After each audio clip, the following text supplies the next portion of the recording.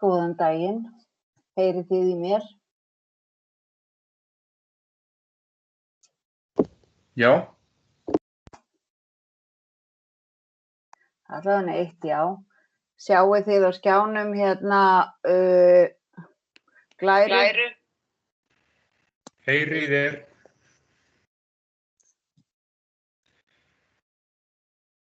Fyrsta glæran sést. Ok, besta mál.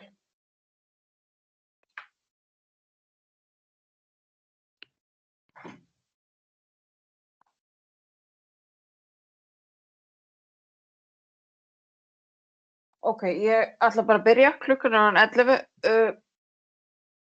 Hleypi bara inn þeim sem að eiga eftir að loka sig inn eins og þeir birtast.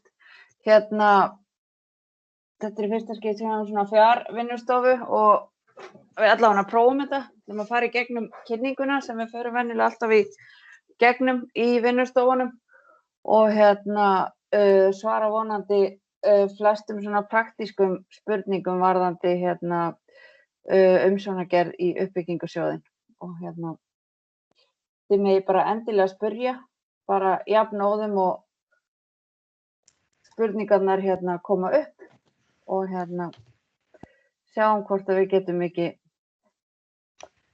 fundið eitthvað út úr því. Þannig að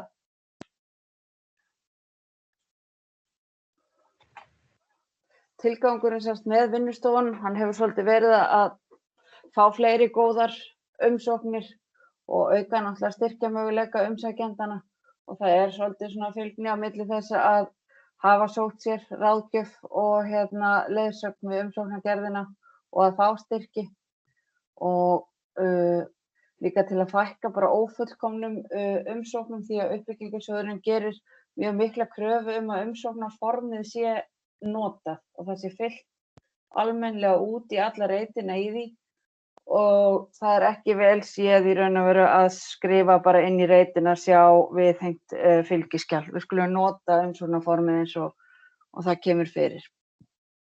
Þetta er samkeppnissjóður og það er mjög mikil samkeppni, það er náttúrulega takmarka fjármagnið.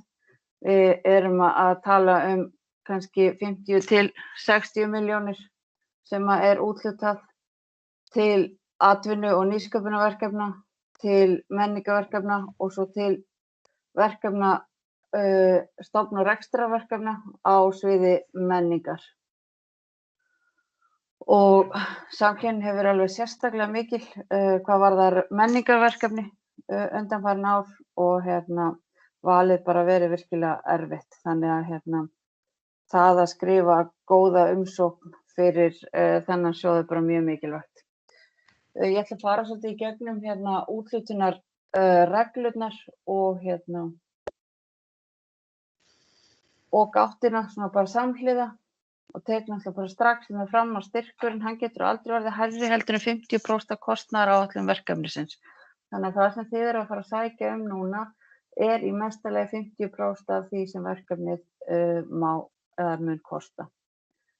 Og það sem við ætlum að hafa í huga er náttúrulega bara að skrifa trúverðuga og hérna góða umsókn og sýna fram á það að við sem fær til þess í raun og veru að klára verkefnið, vera raunsæ og nákvæm. Við erum að sækja oftast til 1 árs, það er búið að opna það núna að sækja til 2 til 3 ára. Og það er kannski svolítið seint að segja það núna degi áður en umsóknin að loka að gefa sér tíma en hérna vonandi þið bara byrjuð að skrifa umsóknirnar og hérna það er mjög gott að lesa vel úthlutunarreglurnar, kynna sér öll gögnin, sérstaklega matsblaðið og hérna sóknaráætlunina og í raun og veru rétt áður að skila inn þá er mjög gott að fá einhvern annan til að lesa yfir umsóknina og bara make the sense sem við erum að gera.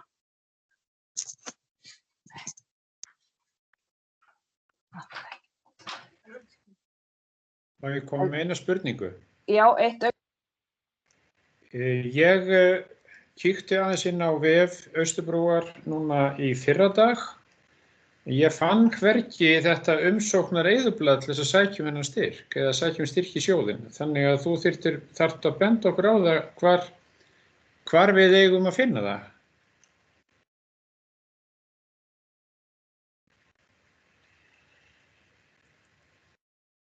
Ég hefði annars verið byrjaður að undirbúa. Já, þú hefði verið byrjaður að undirbúa Ef ég hefði fundið umsóknareyðublaðið Já, eða umsóknarformið, það sá ég hvergi á vefnum. ok.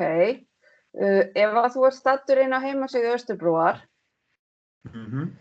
þá er ofarlega á síðunni hlekkur á uppbyggingarsjóð Austurlands og ef þú smellir á hann, Jaha, þá sér þú þarna uppbyggingarsjóður Austurlands og plús við hliðina á honum. Ef þú smellir á plúsin, þá sérðu þar einn flipinn heitir sækja og þá ferð þú beint inn á sóknaráætlun.is og þar loggar maður sig inn með íslykli eða rafrænu skilríkjum og er komin inn í umsóknarformið. þá ætla ég að leita betur. Takk fyrir það. Ekki máli.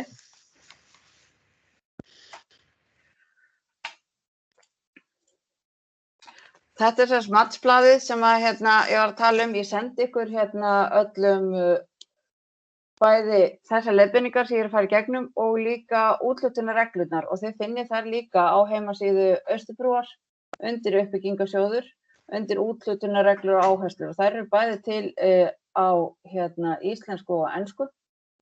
Þannig að það ætti að vera hægt svona nokkurn veginn að átta sig á því hvað er verið að biðja í umsóknarforminu.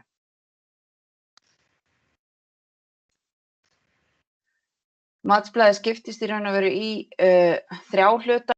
Það er sérst A-hlutin sem er úthlut og frágangur umsóknarinnar. Það er B-hlutin. Það er svona hvernig í raun og veru verkefnið fellur að sóknaráætlun og áhrif þess á Austurlandi og síðan eru 3 hlutar C, D og E sem eru metnir í þeim flokki sem verið er að sækja Þannig ef þið eru að sækja menningarverkefni þá getur fagráðið lagt mat á listrænt eða menningarlegt gildi verkefnisins og í atvinnuhlutanum getur fagráðið lagt mat sitt á atvinnu- eða nýsköpunargildi verkefnisins.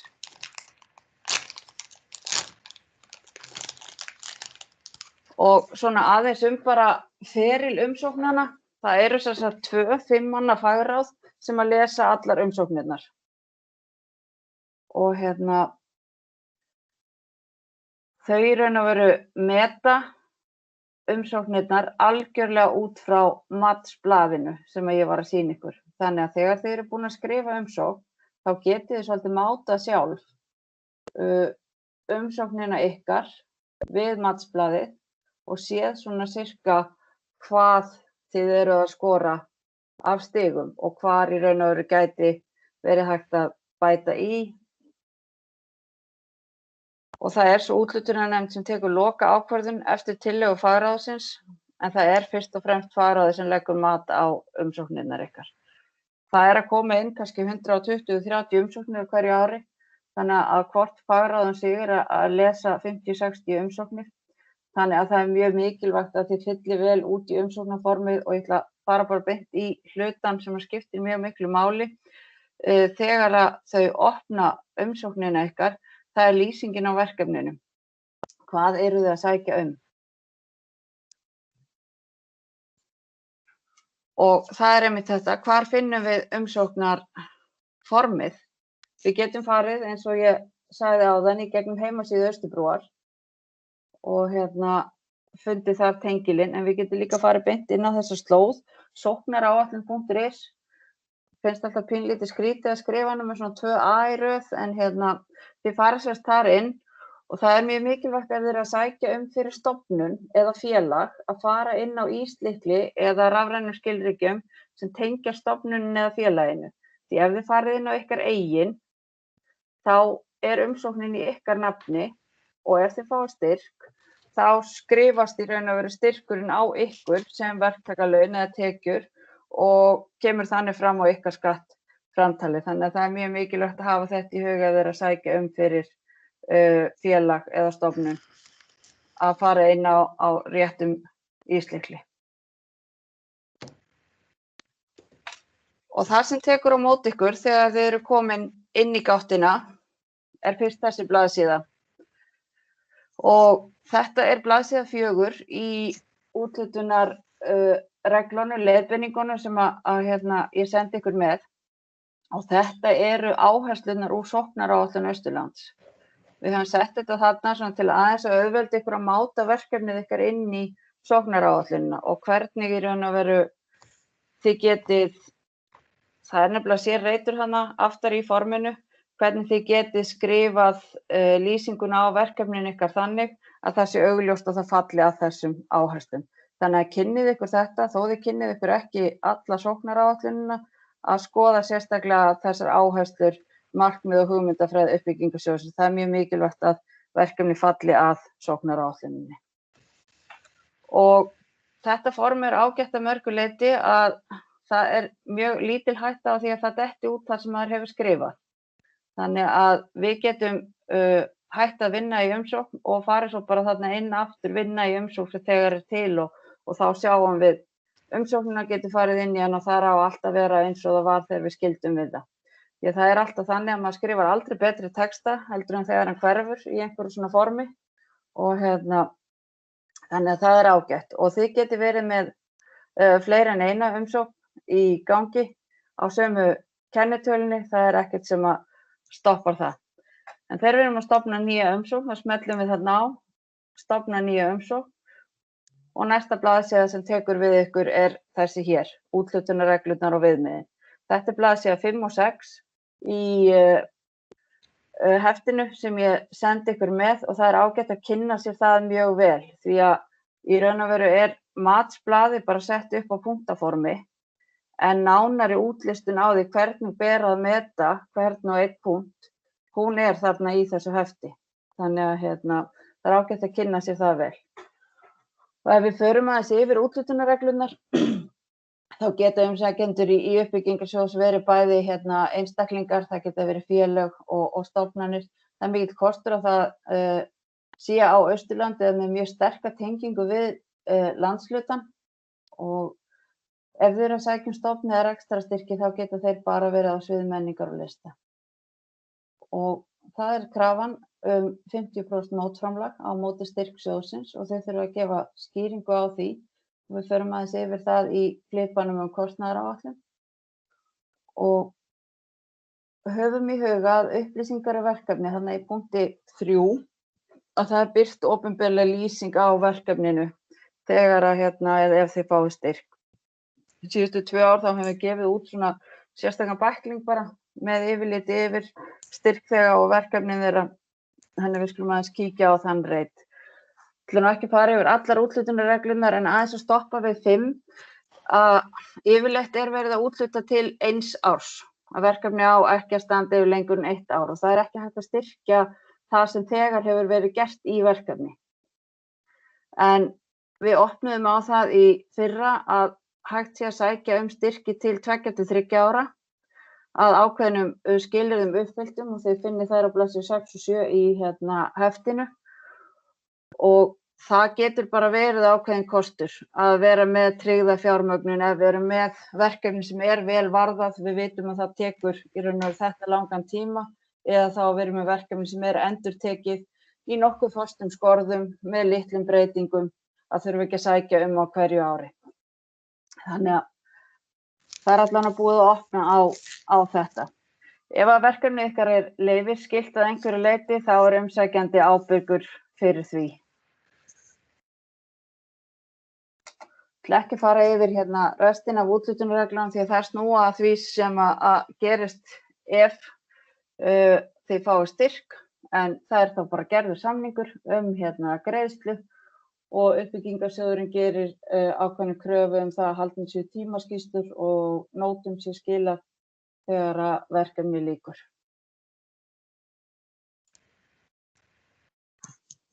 Á flipanum næsta, þar kemur sjálfkrafa inn nafnið á þeirri kennitölu sem sækir Og verkefnisstjórinn sem leiðir verkefni, hann verður að vera manneskja. Þannig að það er sá sem við þurfum að vera í kontakti við. Sjá. Vantar þetta mynd af þeim flipa en þið sjáum að verkefnisstjórinn getur bara verið einn og það mjög mikilvægt að þessi skrifað í lýsinguna á bakgrunni verkefnisstjóra, eitthvað svona hæfni og fyrir störf og eins hvert framlag og hlutverk og ábyrgð verkefnisstjórans eru. Það ekki smart að skrifa hér sjá viðhengda ferilskrá. Hún má sjálfsögðu fylgja með, en það þarf að fylla út í þennan reit. Ég ætla að bakka hérna aðeins, byttu nú við. Svona. Hingað. Þetta ein mikilvægasta blaðsíðan í verkefninu. Það verkefnalýsingin. Þetta jafn mikilvægt og kostnaðar og fjármögnunar hliðin. Þetta að fyrsta sem að fagráðin lesa. Það heitið á verkefninu, hvar þið að sækja rekstrarformið. Sendið endilega með slóða heimasíða myndir ef við á. Markmið verkefnisins þarf að vera hnitmiðað skýrt og vel meitlað. Og svo það stutta lýsingin á verkefninu og það textin sem ég myndist á og þarna í úthlutunarreglunum og birtur opinberlega. Þannig að hér viljum við ekki byrja textan á sótterum. Heldur bara, þetta lyfturæðan ykkar. Þetta söluræðan. Hún kemur þarna í stutt lýsing á verkefni og þetta þarf að vera mjög svona, já ok, mér langar til að lesa áfram þetta verkefni. Þannig að höfum það í huga. Síðan næsti reitur greinargóð lýsing á verkefninu og þar hafið þið töluvert mikið pláss til þess að fara í það hvað þið ætlið að gera. Og það stundum þannig að umsækjendur fara í það að segja frá því sem þeir eru búnir að vera að gera. Við skulum ekki eyða allt of miklu plássi í það, segjum frekar frá því sem við ætlum að gera. Og lýsum því bara vel og vandlega, þannig að það sé alveg ljóst. Hvað það sem við erum að sækja og hvað það sem við erum að fara að gera. Og það mjög gott ef að þið eru að sækja til 2 til 3 ára að það komi líka fram þarna. Þá það bara ljóst strax í upphafi þegar við erum að lesa yfir umsóknina, ok, þetta verkefni sem að ætlar að spanna yfir lengri tíma. Svo það verkefnisstjórinn hér, búin að tala hann. Það samstarfsaðilarnir. Mér var bent á það daginn að það föttuðu ekki allir að ýta þannig á plúsin, bæta við samstarfsaðila. Þið getur sett eins marga samstarfsaðila við verkefnið og þið viljið. Samstarf í raun og veru metið til stiga á matsblaðinu eins og þið sjáið, þannig að það líka alltaf kostur að leggja saman bæði hugvit og þekkingu, reynslu, tæki og tól. Þannig að ef að verkefnið í raun og veru kallar á það að ber það að það séu samstarfsaðila, þá skulle endilega fá þá að borðinu. Það sem skiptir máli hér að það séu samstarfsyfirlýsingar meðfylgjandi. Það eitt af því sem þið getið hengt við í fylgiskjöl og tölvupóstur dugar. Veit að það líka bara 1 dagur núna í umsóknarfrestur loki, þannig að kannski náum við ekki að senda út blöð og fá þau öll undirrituð, þannig að staðfesting í tölvupóstur dugar. Samstarfsaðilar eru þeir sem að leggja eitthvað til fjárstreymisins í verkefninu. Það ekki aðilar sem við erum að fara að greiða fyrir að vinna við verkefni. Hins vegar getur aðili verið bæði samstarfsaðili og líka hluti af útlögðu kostnaði verkefnisins.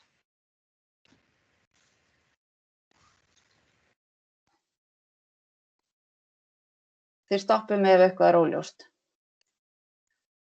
Síðan það flipinu verk og tímaáætlun og þið þurfið að fylla hann út áður en þið farið í kostnaðaráætlunina vegna þess að það eru reitir á kostnaðaráætlunar flipanum sem eru beintengd í verk og tímaáætlunni. Þannig að þarna setið inn upphaf verkefnisins, hvenær hefst það, hvenær ætlið að ljúka því og síðan bætið við eins mörgum verkþáttum og tilheyra verkefnum. Flest verkefni hafa 3 verkþætti sem eru þá undirbúning, framkvæmd og eftirfylgni og undir þeim eru fjölmargir aðrir þættir. Verið eins nákvæm og þau mögulega að getið og ég held að það sé hægt að hafa alltaf 100 reiti, þannig að það lítil takmörk. Það hins vegar eðlilega að við erum að sækja stærra verkefni sem í lengri tíma, þá kannski eðlilegt að hengja við hér líka fylgiskjal með nánari tíma og verkáætlun. Þar sem að bara, það ekki hægt að tína allt til nákvæmlega þarna. Þannig hér koma fram vörðurnar í verkefninu. Þetta einn af punktunum á matsblaðinu og hann skiptir mjög miklu máli. þetta líka gott fyrir umsækjandann að gera þetta mjög nákvæmlega því að það bara svona sýnir manni umfangið á verkefninu. Maður áttar sig oft ekki á því hvaða liðir nákvæmlega tilheyra því að framkvæma það sem maður er að spá í fyrir maður er búinn að leggja þetta fyrir sig. Eitt hérna hins vegar eins ágætt og þetta form er að mörgu leyti, þá er ekki hægt að draga þessa reiti til og frá að maður skiptir skoðun á röðun verkþátta.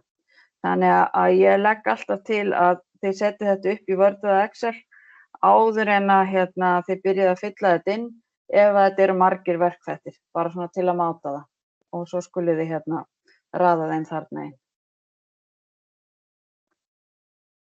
Og þegar við höfum lokið við að setja niður verk- og tímaáætlunina, þá ætlum við að fara í kostnaðinn og fjármögnunina og þetta er mjög mikilvægur, ekki mynd af því, bara Excel-skjalinu hérna, ok? Þar eru fyrst kostnaður og þar ætlum við að tína til allan þann kostnað sem fellur til við verkefnið. Og þennan kostnað tengjum við verkþættina sem við höfum útlistað á blaðsíðunni og undan.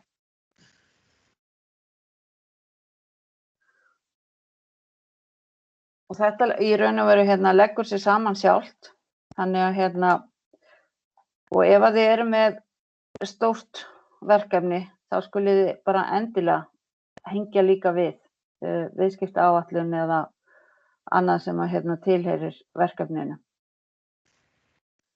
Myndin á glærunni sem ég er að sýna ykkur, hún er af Excel-skjali sem þið finnið á heimasíðu Austurbrúar undir uppbyggingarsjóður, eyðublöð og logo.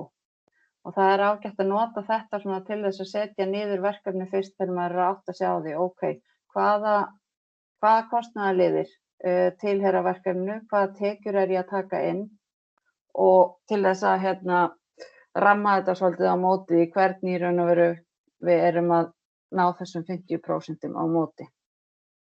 Á þessari blaðsíðu þá er kostnaðurinn efst og síðan kemur fjármögnunin.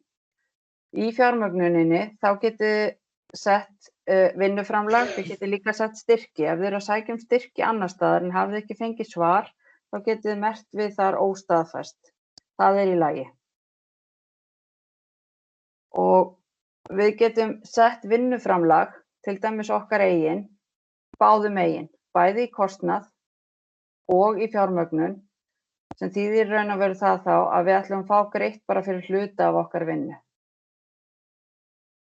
Ég ætla að vona að þetta sé skýrt.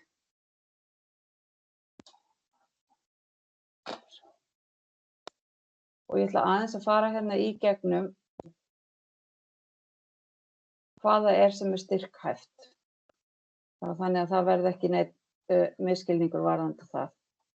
Á blaðsíðu 7 í heftinu sem ég sendi ykkur með, þar er yfirlit yfir hvað er styrkhæfur kostnaður. Það eru laun og launatengd gjöld og það er lágmarks viðmiðunartaxti 4.500 en það þýðir ekki að það sé ekki hægt að greiða hærri taxta.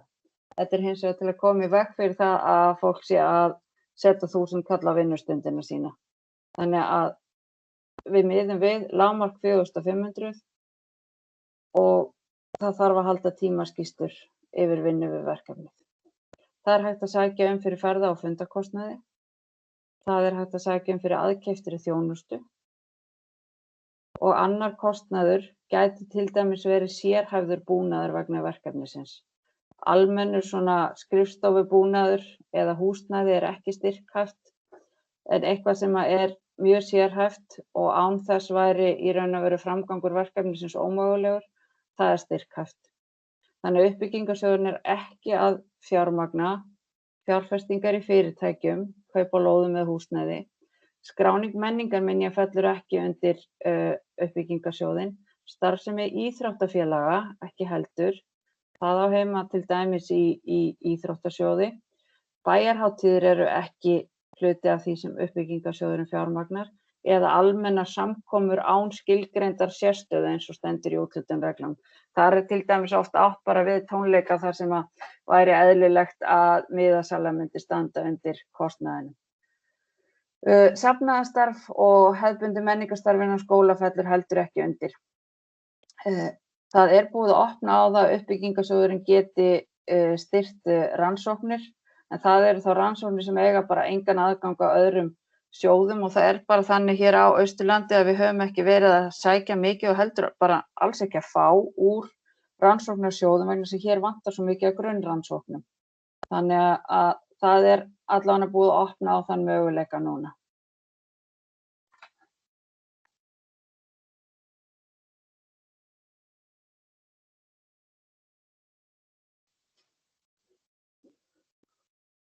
Og þá erum við komin á næstu blaðsíðu. Það er þessi tenging við sóknaráætlun Austurlands sem er í fyrsta reitnum. Og það var þetta sem við fórum eða sáum á fremstu blaðsíðunni þegar við opnum umsóknargáttina. Og þið finnið þetta líka á blaðsíðu 4 í heftinu. Og þetta þurfið þið að setja í orð. Það er ekki nóg að tína bara til staka punkta. Fagráðið í raun og veru getur ekki sjálft farið í þá að vinnu að reyna að finna út hvernig verkefnið ykkar fellur að sóknaráætlun. Þið þurfið að setja það í orð. Og þetta er ekki nema 700 stafa bil þannig að það er ekki verið að biðja í raun og veru neina sérstaklega umfangsmikla ritsmíð þarna. Síðan er það ávinningurinn af verkefninu. Þar hins vegar höfum við alveg fullt af stöfum til að skrifa því þetta er mjög mikilvægt.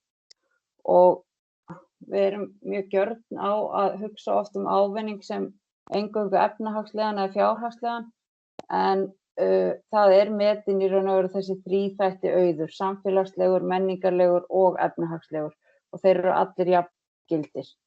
Þannig að hugsið verkefnið ykkar í þessu samhengi og tíniðu til hver ávinningur af því er út frá því. Síðan er það nýsköpunarverkefnisins, það er síðasti reiturinn á þessari blaðsíðu. Það er auðvitað ekkert nýtt undir sólinni, en við erum að hugsa hvað er nýtt í þessu fyrir Austurland, fyrir jafnvel þennan stað sem að þið eruð að vinna á eða þessa grein sem að þið eruð að sækja í. Þannig að við skulum svolítið vera skapandi þarna og setja það í orð. Hvað er nýtt við þetta? Í hverju felst frumkvæðið eða þróunin?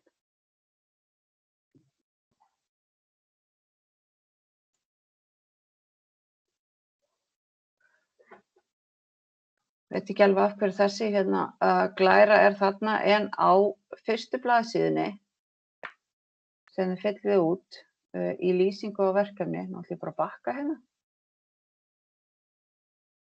Þar þarf að koma fram hérna á eftir greinargóðu lýsingunni, hún bara verið klippt af.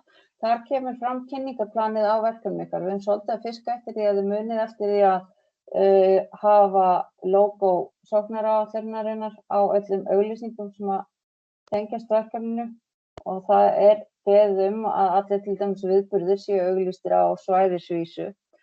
En sum verkefni eru þannig að þau raun og veru eru að kalla á bara svolítið gott markas- og kynningarplan og það er akkurat þar sem að þið munið taka það fram og jafnvel ef að við erum að sækja styrk til markaðssetningar á vöru þá skulum við láta fylgja með þau fylgiskjöl sem að styðja og styrkja það. Þið finnið lógóin á heimasíðu Austurbrúar, þannig að það ætti ekki að vera flókið við auglýsingagerð að nota þau. Svo er það síða sem er bara eingöngu tölfræði. Það er sérst áætlaður tímafjöldi við verkefni og þar erum við ekki bara að hugsa vinnu verkefnastjórans heldur allra sem koma að verkefninu. Ársverkin reiknast út sjálf og svo þurfum við að haka í kynjahlutföll þeirra sem koma að verkefninu. Og ég fékk mjög skrýtna spurningu daginn, fæ ég fleiri stig ef það koma fleiri konur að verkefninu? Nei, þetta er ekki á matsblaðinu og þetta er eingöngu fyrir tölfræði. Þannig að við segjum bara hér satt og rétt frá hvort það eru fleiri konur eða karlar sem koma að verkefninu. Og þá erum við bara alveg að verða búin að fylla út í formið og erum komin á blaðsíðuna fylgiskjöl og ég einhvern veginn held að það sé ótakmarkað pláss hér. Allavega ekki ennþá fengið meldingu það að það hafi ekki verið hægt að hengja eitthvað við. Þarna skuluð þið senda með allt sem að þið teljið að styðji við umsóknin ykkar. En höfum í huga að fagráðin lesa gríðarlega margar umsóknir á stuttum tíma, þannig að allt sem styður við en engan óþarfa. Hér eru samstarfsyfirlýsingarnar nauðsynlegar. Það er mjög gott að hengja líka við hérna ferilskrár ef að til er fjölmiðlaumfjöllun eða annað verkefni sem að svona styður við það að þið séuð raunverulega að fara að gera þetta og getið það. Hengið það endilega við, þannig að þarna er bæði hægt að setja skjöl og myndbönd.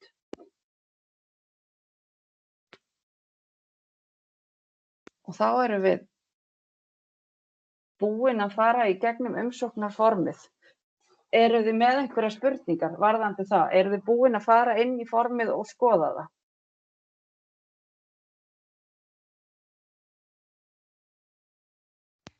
Ég er aðeins að spá þarna með kynjahlutföllin.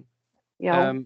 Ef að það á ekkert við verkefni þannig, þú veist, hvernig, já, þú veist, hvað setur maður þar inn? Skiptir þannig? Nei, það skiptir raun og veru engu máli, bara að hvort eru það fleiri konur eða karlar sem koma að því að framkvæma verkefni. Og Já, ef það er ok. bara ein manneskja verkefnistjórinn, þá bara að merkjur í þann punkt sem að passa best. Já, þetta er fólk sem kemur að framkvæmd verkefnisins, ekki sem að, þú veist, í rauninni njóta góðs að því. Nei, þetta er framkvæmd verkefnisins. Þeir sem eru að leggja til bæði samstarf eða aðkeyptir aðilar í verkefninu. Ok.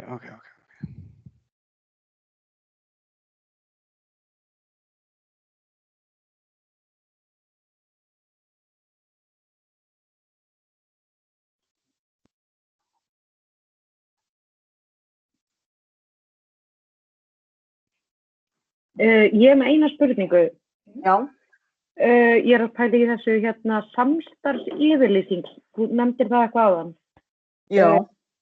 Hvað áttu við með því?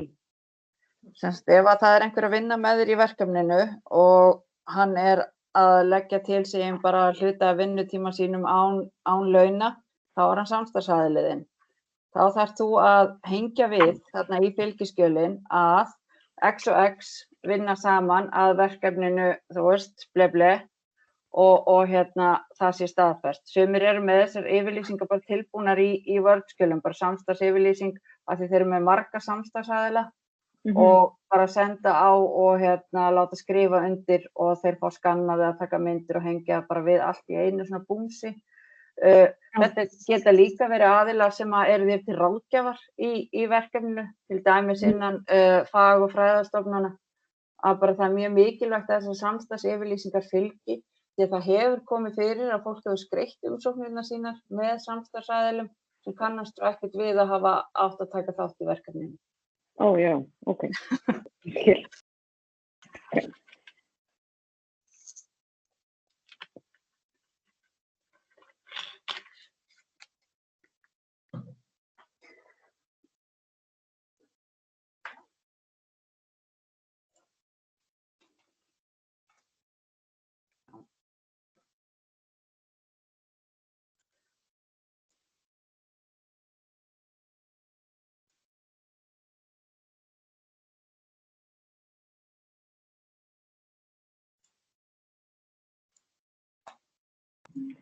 Ég er líka með aðra spurningu, þetta enginn er að spyrja. Já, endilega.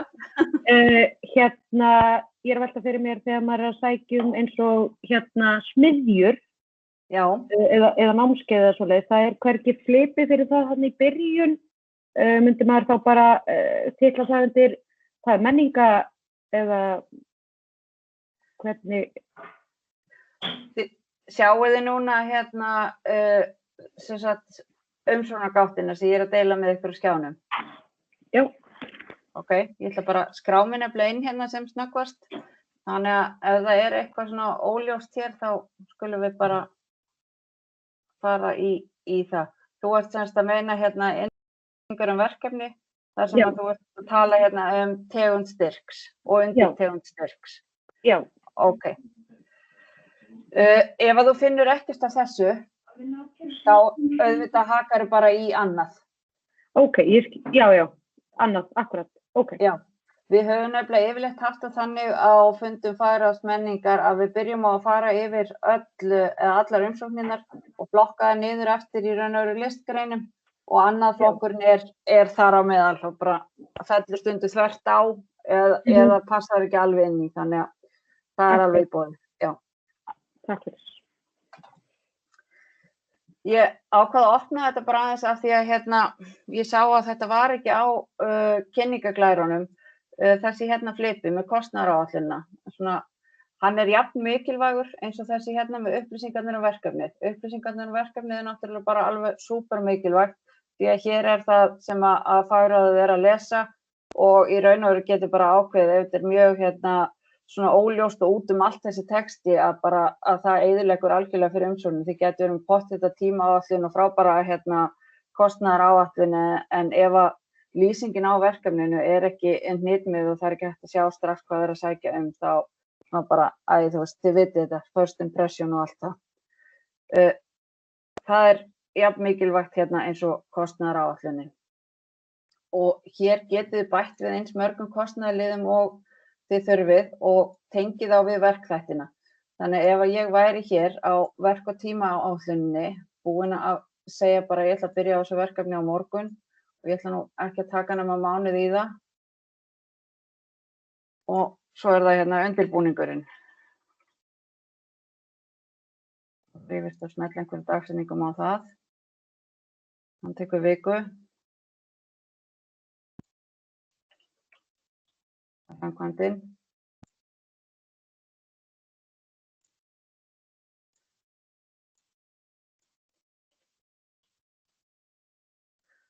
Já, eftirfylgdin. Svo getum við náttúrulega eitt þessu. Þá fer ég áfram. Þá get ég raun og veru tengt kostnaðarliðina við verkþættina. Þess vegna er mjög mikilvægt kannski að skrifa upp verk- og tímaáætlunina fyrst í öðru skjali af því að ef ég skipti svo skoðun þá get ég ekki dregið þessa reiti til. Þannig að bara svona til að útskýra betur það sem að ég átti við þarna. Þannig að kostnaðarliðirnir koma hér, fjármögnunin kemur hér og ef þið kíkið á matsblaðið þá sjáið þið að það er gefin stig sérstaklega fyrir verkáætlunina, fyrir kostnaðinn og svo fyrir fjármögnunina. Samtals getur þetta verið 30 stig sem að í raun og veru er kannski frekar auðvelt að næla sér í ef að við vöndum til verka þarna og gerum þetta trúverðugt, nákvæmt og vel sundurgreint. Þannig að bara svona aðeins að hafa það í huga og ég veit að þau hafa horft bara mjög vandlega yfir þetta í fagráði atvinnu, þannig að við erum með umsóknir þeim megin í sjóðnum, skulle það endilega liggja pínlítið yfir þessum hluta.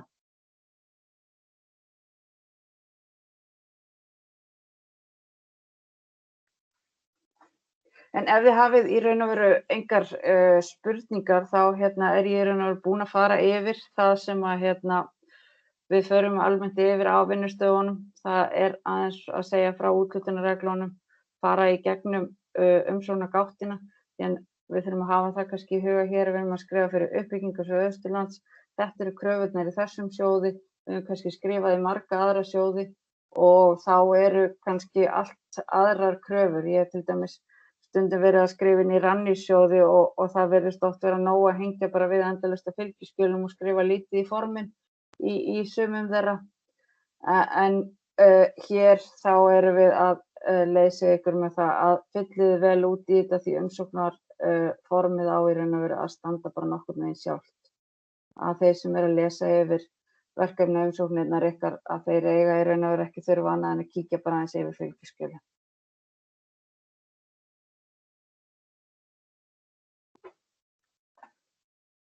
Og kannski eitt í viðbót að umsækjandi, aðrir opinberir styrkir umsækjanda. Þið eru kannski að sækja fyrir stór fyrirtæki eða jafnvel fyrir sveitarfélög. Þið skulið í raun og veru lista þá bara þá styrki sem tengjast þessu verkefni eða þessari grein sem að þið eru að sækja fyrir núna. Því að þetta oft svo ótrúlega margir styrkir, það er náttúrulega beðið þarna síðastliðin 3 almanaksár. Og tilgangurinn með í raun og veru þessum reit í umsókninni er svolítið bara þið séu að sýna fram á að þið hafi jafnvel fengið styrki annars staðar og verið treyst fyrir því, hafi getað að klára það eða séð jafnvel að halda áfram með verkefni sem að þegar er hafið. Þannig að það þarf sérst ekki að setja alla styrki sem þið mögulega hafi fengið og tengjast jafnvel þessu verkefni ekki neitt.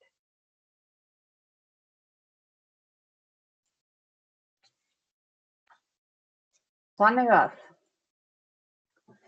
ef þið hins vegar viljið láta kíkja yfir umsóknirnar ykkar eða fá svona prívat ráðgjöf um verkefnið ykkar, þá eru 2 vinnustofur í dag, önnur klukkan 3 og hin klukkan 5 og þær byrja báðar á því að við rennum í gegnum þetta, en eftir það þá erum við báðar hérna á staðnum, ég og Signý Ormars, og getum þá farið yfir verkefnin ykkar eða þær spurningar sem þið geti haft og þið viljið ekki vera að spyrja svona í stærri hópi.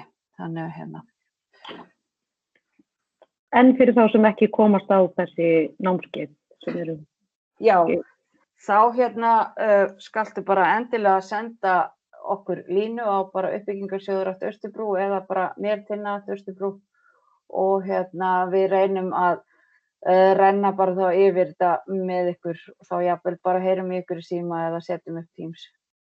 Ok, glæsilegt. Það er spyrja einu varðandi úthlutunarreglur. Já. Í fyrsta lið stendur umsækjendur í uppbyggingarsjóð Austurlands geta verið og svo er talið upp og þar stendur stofnanir, opinber hlutafélög og samtök í meirihlutaeigu ríkis eða sveitarfélaga skulu að jafnaði ekki vera leiðandi aðilar í verkefnum. Já.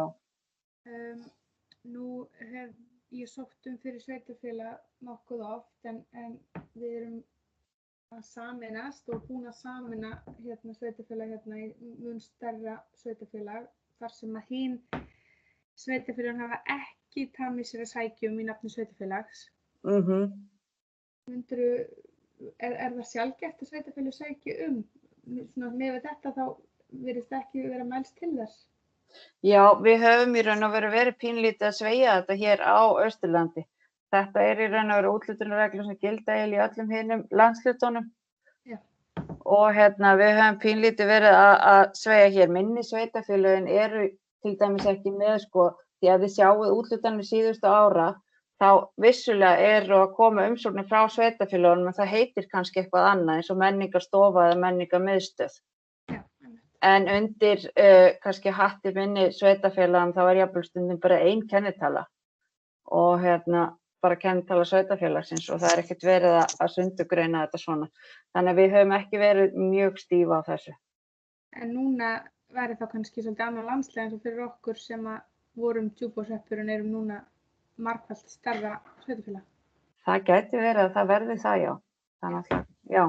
Kannski bara kort síðan þetta gekk í gegn, þannig að ég ekki vona því að það verði mikil breyting á svona handering og umsóknir akkurat núna, en það gæti nefnilega verið og þetta er vissulega einn liðurinn í úthlutunarreglunum sem við þurfum bara að ræða fyrir næsta ár. Já.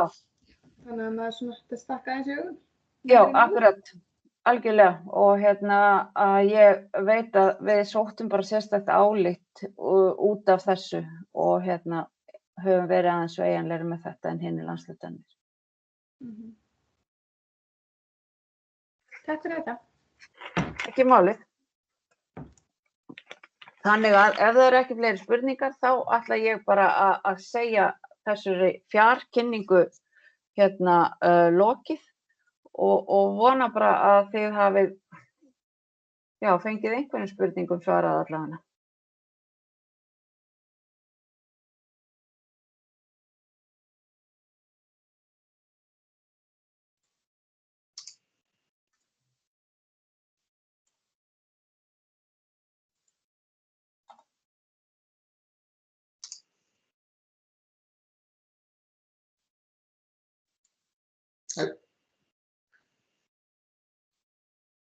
Svona.